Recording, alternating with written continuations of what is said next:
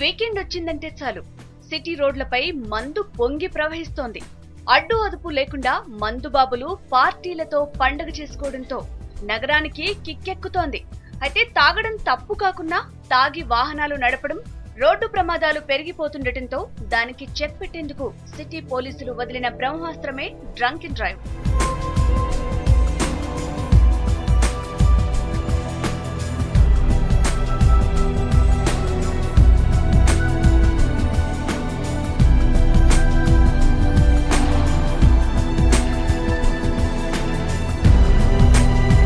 దేశంలో ప్రధాన నగరాల్లో ఎక్కువగా జరుగుతున్న రోడ్డు ప్రమాదాలకు కారణం తాగి నడపడమే. దీనికి హైదరాబాద్ కూడా మినహాయింపేం కాదు.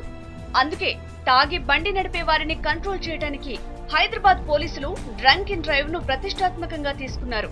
మద్యం తీసుకున్న వారిని గుర్తించడం కోసం విదేశాల నుంచి అత్యాధునిక బ్రీత్ అనలైజర్లను తెప్పించారు.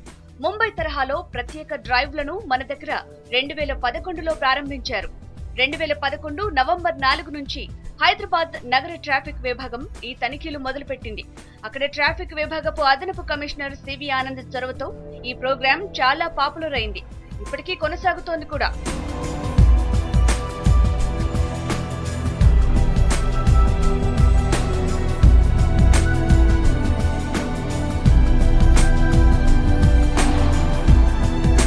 డ్రంక్ అండ్ డ్రైవ్ తనిఖీలు ట్రాఫిక్ పోలీసులు చేపట్టే మిగిలిన టాస్క్ లాగా ఉండదు. ఈ విషయంలో పోలీసులకు స్పష్టమైన ఆదేశాలున్నాయి. రూల్స్ ప్రకారం ప్రతి 100 మిల్లీలీటర్ల రక్తంలో 30 మిల్లీగ్రాములు అంతకంటే ఎక్కువ ఆల్కహాల్ ఉంటే చర్యలు తీసుకోవచ్చు. బ్రీత్ అనలైజర్లు ఆల్కహాల్ క్వాంటిటీని ప్రింటౌట్ ఇస్తాయి. తాగి బండి నడుపుతున్నట్టు పోలీసులు నిర్ధారిస్తే వెంటనే బండిని స్వాధీనం చేసుకుంటారు. స్వాధీనం చేసుకున్న బండిని పోలీస్ స్టేషన్ లో ఉంచుతారు. తర్వాత డ్రంక్ అండ్ డ్రైవ్ లో దొరికిన ఆ వ్యక్తి కోర్టుకు వెళ్లి ఫైన్ లేదా జడ్జి విధించే శిక్షను అనుభవించాలి. కోర్టు విధించే జరిమానా కట్టి ఆ రసీదులు ట్రాఫిక్ పోలీస్ స్టేషన్ లో చూపించిన తర్వాత బండిని తీసుకోవటానికి కుదురుతుంది.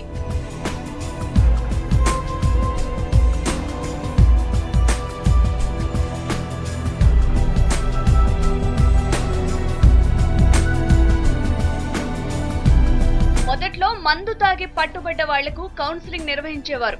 కూర్చోబెట్టి పద్ధతిగా చెప్పి ఇంటికి పంపేవారు. అయితే ఈ పద్ధతి ఎలాంటి మార్పును తీసుకురాలేకపోయింది. కిక్కు ముందు కౌన్సిలింగ్ తేలిపోయింది. దీంతో పోలీసులు తమ స్టైల్లో వర్కౌట్ స్టార్ట్ చేశారు. ముందు జరిమానాలు వేశారు. డబ్బులే కదా అని ఫైన్ కట్టేసి మందు తాగడం మాత్రం కంటిన్యూ చేసేశారు. ఇక లాభం లేదనుకున్న కోర్టు వారు డైరెక్ట్ గా జైలు శిక్ష వేయడం మొదలు పెట్టారు. మందు తాగిన రేంజ్ ను బట్టి జైలు శిక్ష ఉంటుంది.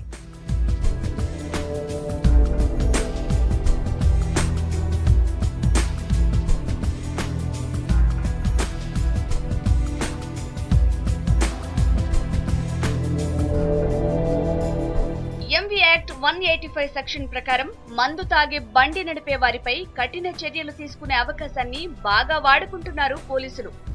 మొదట్లో డ్రంక్ అండ్ కేసులకు పెద్దగా జైలు శిక్షలు ఉండేవి కావు. ఏదో 1000 మంది దొరికితే ఓ 25 మందికి జైలు పడేది. కానీ ఇప్పుడు ఆ సంఖ్య పెరిగింది. అంతేకాదు శిక్ష తీవ్రత కూడా పెరిగింది. మొదట్లో శాంపుల్ గా 2-3 రోజుల శిక్ష ఉండేది. కానీ ఇప్పుడు మాత్రం ఏకంగా 2 నెలల శిక్ష వేస్తున్నారు. 2014లో 11,767 డ్రంక్ అండ్ డ్రైవ్ కేసులు దొరికాయి. అందులో దాదాపు 10వ వంతు మందికి కోర్టులు జైలు శిక్షలు విధించాయి.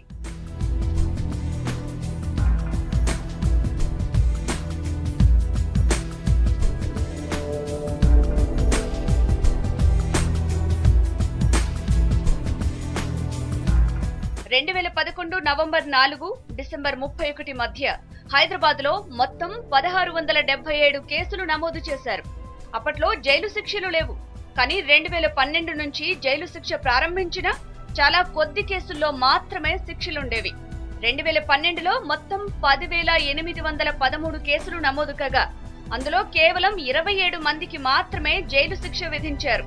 అయినా తాగి డ్రైవింగ్ చేసే వారి పద్ధతి మాత్రం మారటం లేదు. దీంతో కోర్టులు కూడా కాస్త కఠినంగా మారిపోయాయి. కఠినమైన శిక్షలు వేస్తున్నారు. మోటారు వాహనాల చట్టం ప్రకారం ప్రతి 100 మిల్లీలీటర్ల రక్తంలో 30 మిల్లీగ్రాములు లేదా అంతకంటే ఎక్కువ ఉంటేనే చర్యలు తీసుకునే అవకాశం ఉంది. దీంతో కోర్టులు కూడా 100 మిల్లీగ్రాములను టార్గెట్ గా పెట్టుకున్నాయి. 100 mg దాటిన వారిని జైలుకు పంపడం మొదలు పెట్టారు. 2014 జనవరిలో తాగి పట్టుబడిన వాళ్లలో చాలా మందికి ఇప్పటికే జైలు శిక్షలు కూడా విధించారు.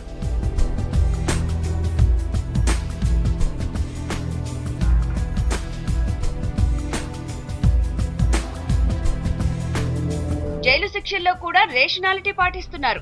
మందు తాగిన మోతాదును బట్టి జైలు శిక్షలు పడుతున్నాయి. ఒకరికి 2 నెలలు, ఇద్దరికి నెల రోజులు, ఒకరికి 15 రోజులు, నలుగురికి 10 రోజులు, 6గురికి 3 రోజుల చొప్పున జైలు శిక్ష విధించింది కోర్టు. ఓ 36 మందికి మాత్రం ఉదయం నుంచి సాయంత్రం వరకు కోర్టు ఆవరణలో ఉండేలా శిక్ష విధిస్తూ తీర్పులొచ్చాయి. 2011 నవంబర్ నుంచి డ్రంకెన్ కేసులో జైలు శిక్ష విధిస్తున్నా 2014 మొదటి 6 నెలల వరకు ఎక్కడా 2 వారాలకు మించి శిక్ష వేయలేదు. గతేడాది చివరి నుంచి నెలల పాటు జైలు శిక్ష వేయటం పెద్ద చర్చనీయాంశమైంది. ఎంవీ యాక్ట్ ప్రకారం గరిష్టంగా 2 నెలల శిక్ష విధించొచ్చు. డ్రైవర్ అత్యంత ప్రమాదకర స్థాయిలో మద్యం తాగినట్టు జడ్జి భావిస్తే 2 నెలల వరకు జైలు శిక్ష విధించొచ్చు. ఇప్పుడు కోర్టులు నేరాల నిరోధానికి ఇదే పద్ధతి అవలంబిస్తున్నాయి. 2 నెలల శిక్ష పడిన కేసుల్లో 30 కాదు, ఏకంగా 200, 400 mg పరిమాణంలో మందు తాగిన వాళ్లున్నారు.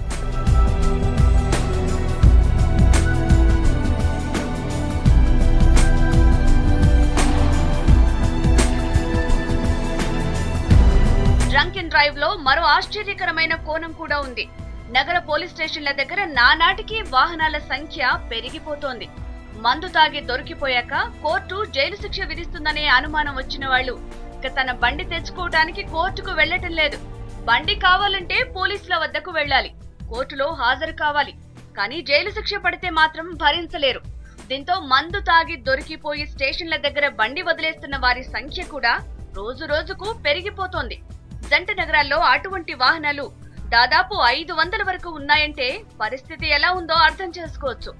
బండి పోతే పోయింది, కానీ జైలుకు వెళ్లటం మాత్రం మన వల్ల కాదనుకున్న వారంతా ఇదే ఫార్ములా ఫాలో అయిపోతున్నారు.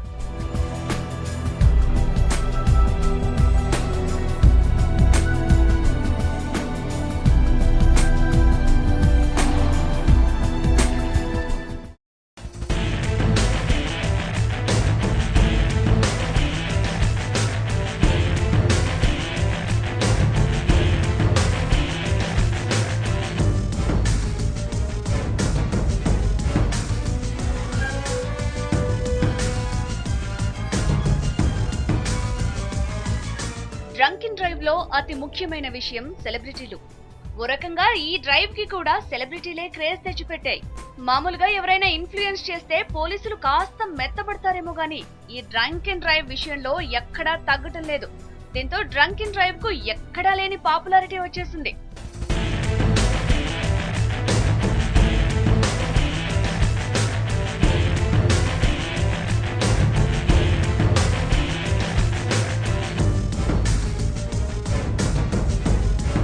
డ్రంక్ అండ్ డ్రైవ్ లో సినీ ఇండస్ట్రీది ఓ స్పెషల్ ఎపిసోడ్.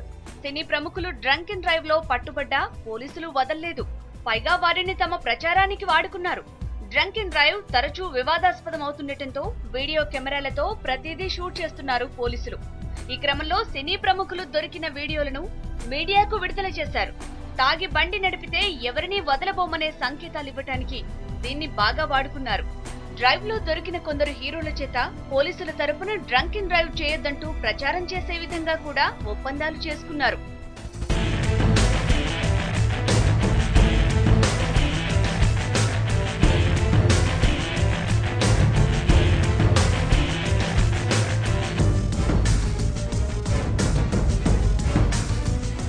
ఇప్పటి వరకు మరీ అగ్ర హీరోలు పట్టుపడకపోయినా కుర్ర హీరోలు, ఇతర నటులు బాగానే దొరికారు. నవదీప్, నిఖిల్, రాజా రవీంద్ర, జై బోలో తెలంగాణ ఫేమ్ సందీప్, వర్ధమాన నటుడు అజయ్ వంటి వారు దొరికిన వారిలో ఉన్నారు. కథా రచయిత బీవీఎస్ రవి అయితే 2 సార్లు డ్రైవ్ లో దొరికారు. అయితే రవి దొరికినప్పుడు ఆ కారులో పక్కనే ఓసారి హీరో రవితేజ, మరోసారి దర్శకుడు రామ్ గోపాల్ వర్మలు ఉండటం సంచలనమైంది. నిజానికి film Nagar, Jubilee hills, Banjara hills ప్రాంతాల్లో డ్రంక్ అండ్ డ్రైవ్ నిర్వహించేటప్పుడు అందరి ఫోకస్ సెలబ్రిటీలపైనే ఉంటోంది. ఈ డ్రైవ్ లో ఎవరైనా దొరికితే పట్టుకుందాం అన్నట్టుగా చూస్తున్నారు పోలీసులు. అయితే ఇంత జరుగుతున్నా డ్రంక్ అండ్ డ్రైవ్ లో దొరికే సెలబ్రిటీల సంఖ్య కూడా తగ్గటం లేదు.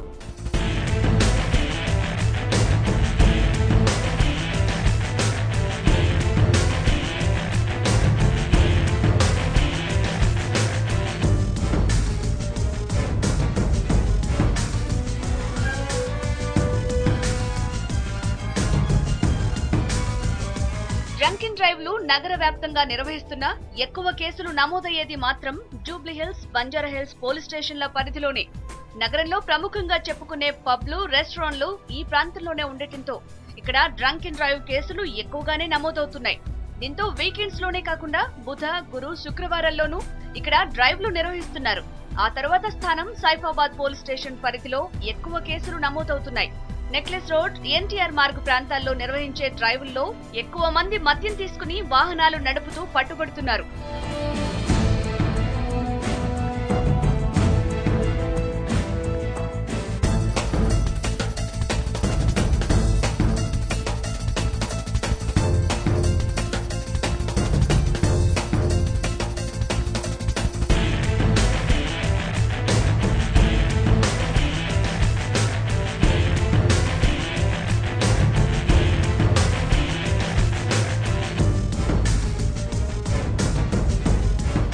దాదాపు 3 ఏళ్లుగా కొనసాగుతున్న డ్రంక్ అండ్ డ్రైవ్ ఇప్పుడు బలహీనపడిందనే వారు కూడా లేకపోలేదు. ముఖ్యంగా కొందరు రాజకీయ, అధికార వర్గాలకు చెందిన ప్రముఖులు వాళ్ల పిల్లలు దొరికినప్పుడు చూసి చూడనట్టు పోలీసులు ఉంటున్నారనే వాదన పెరిగిపోతోంది. ఈ మధ్యకాలంలో అటువంటి ప్రముఖులు పలువురిని పోలీసులు వదిలేశారంటున్నారు. సినీ సెలబ్రిటీలకు రాజకీయ పలుకుబడి ఉండకపోవచ్చు. నాయకుల కుటుంబ సభ్యుల విషయంలో కూడా పోలీసులు కఠినంగా వ్యవహరించకపోతే అన్ని డ్రైవ్లు, అన్ని చట్టాల్లానే ఇది కూడా నిరుపయోగం అయిపోతుందంటున్నారు.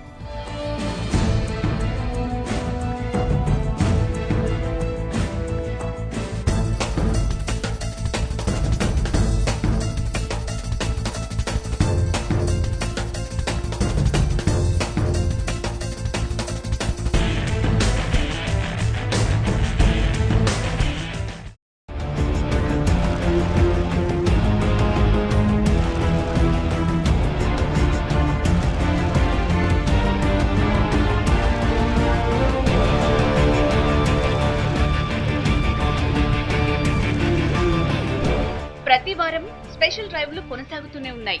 భారీ సంఖ్యలో మందుబాబులు పట్టుబడుతూనే ఉన్నారు. అయినా కేసులు మాత్రం ఏ రోజుకా రోజు పెరుగుతున్నాయి తప్పితే ఏమాత్రం తగ్గటం లేదు. దాదాపుగా 3 ఏళ్లుగా ఇదే పరిస్థితి. పైనేగా కట్టిపోదామని ఒకళ్ళు అనుకుంటే ఏదోలా మేనేజ్ చేయొచ్చని ఇంకొకళ్ళు అనుకుంటున్నారు. మొత్తం మీద ఎన్ని డ్రంక్ అండ్ డ్రైవ్లు జరిగినా మేం మాత్రం మారమని నిరూపించుకుంటున్నారు మందుబాబులు.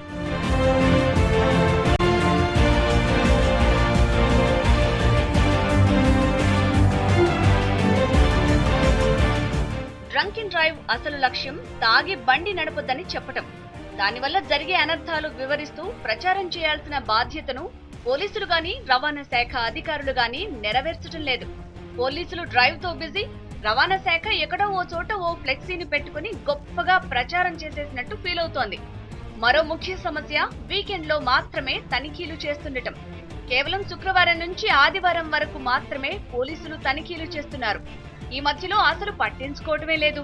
దీంతో కాస్త తెలివైన మందుబాబులు మిగిలిన రోజుల్లో పార్టీలు చేసుకుని రోడ్లపై రయ్యం అంటూ వెళ్తూ ప్రమాదకరంగా మారుతున్నారు. వాళ్లను కంట్రోల్ చేసేవారే లేకపోయారు.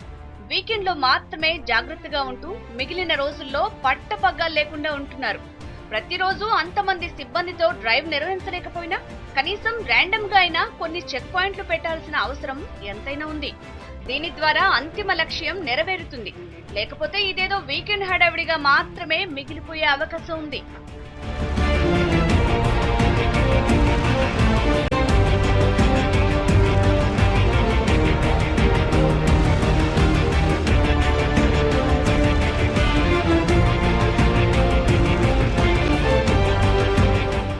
మరోవైపు డ్రంక్ అండ్ డ్రైవ్ విషయంలో యూత్ కు ఎక్కువ అవగాహన కల్పించాల్సిన అవసరం ఉంది.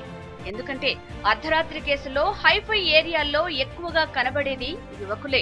పబ్లు అర్ధరాత్రి దాటిన తర్వాత కూడా పనిచేస్తాయి. వారు పబ్ నుంచి బయటకొచ్చేసరికి పోలీసులు బారికేడ్లు సర్దేసి ఇళ్లకెళ్లే మూడ్లో ఉంటారు. కాబట్టి పబ్ లో చిందేసే వాళ్లు రోడ్లపై చిందరవందరగా బండి నడుపుతున్నారు.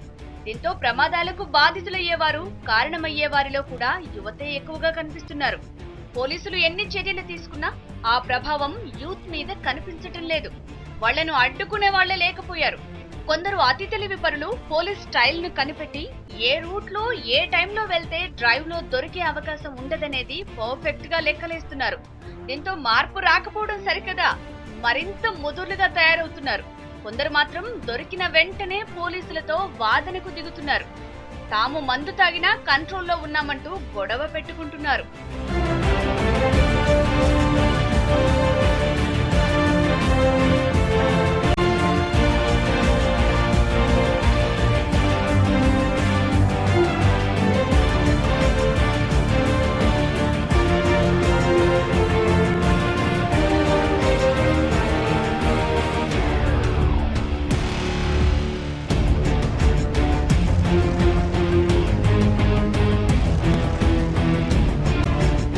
పరిస్థితి రోజు రోజుకు ముదురుతుండటంతో కేంద్రం కూడా ఈ విషయంపై దృష్టి పెట్టింది. మద్యం తాగి బండి నడుపుతూ దొరికే వారి విషయంలో చాలా కఠినంగా వ్యవహరించాలని కేంద్రం నిర్ణయించింది. శిక్షలను రెట్టింపు చేయబోతోంది. ఇకపై ఎవరైనా తాగి వాహనం నడుపుతూ మొదటిసారి పట్టుబడితే 25,000 జరిమానా లేదా 3 నెలల జైలు శిక్ష లేదా 2 విధిస్తారు. అంతేకాదు 6 నెలల పాటు డ్రైవింగ్ లైసెన్స్ ను సస్పెన్షన్ చేయొచ్చు. అదే రెండోసారి దొరికితే 50,000 రూపాయల జరిమానా, ఏడాది జైలు శిక్ష లేదా 2 విధిస్తారు. అంతేకాకుండా ఏడాది పాటు డ్రైవింగ్ లైసెన్స్ ను సస్పెన్షన్ చేసే అవకాశం ఉంది. మూడోసారి కూడా మందు తాగి పట్టుబడితే మాత్రం ఆ వ్యక్తి డ్రైవింగ్ లైసెన్స్ ను శాశ్వతంగా రద్దు చేస్తారు. అంతేకాదు అతను నడుపుతున్న బండిని కూడా స్వాధీనం చేసేసుకుంటారు. స్కూల్ బస్సుల విషయంలో నిబంధనలు ఇంకా కఠినంగా మార్చబోతోంది. స్కూల్ బస్ డ్రైవర్లు తాగి బండి నడిపితే వారికి మొదటిసారి 50,000 వరకు జరిమానా, 3 ఏళ్ల వరకు జైలు శిక్ష విధిస్తారు. అంతేకాదు స్కూల్ బస్ డ్రైవర్ల లైసెన్స్ తక్షణం క్యాన్సిల్ చేస్తారు. అయితే ఇవన్నీ కేవలం ప్రతిపాదనల దశలోనే ఉన్నాయి.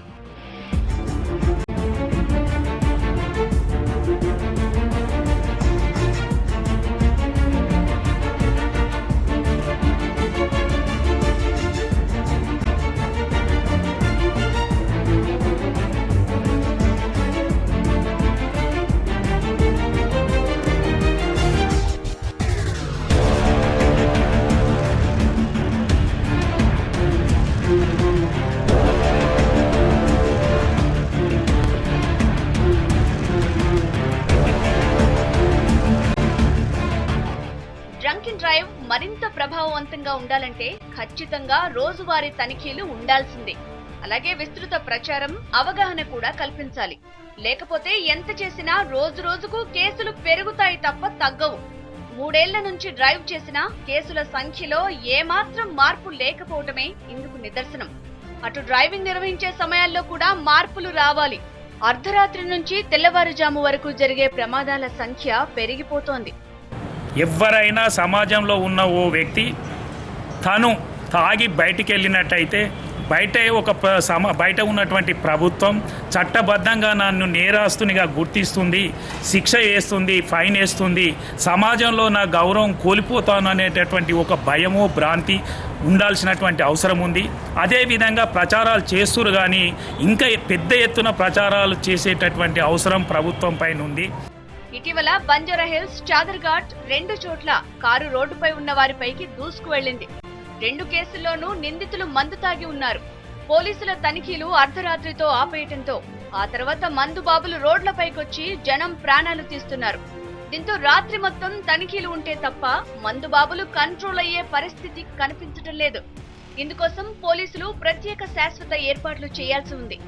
ఇలానూ విదేశాల నుంచి ప్రత్యేక బ్రీత్ అనలైజర్లు తెప్పించారు కాబట్టి డ్రంక్ అండ్ డ్రైవ్ కోసం ప్రత్యేకంగా సిబ్బందిని కేటాయించడం వంటి చర్యలు కూడా తీసుకోవాలి.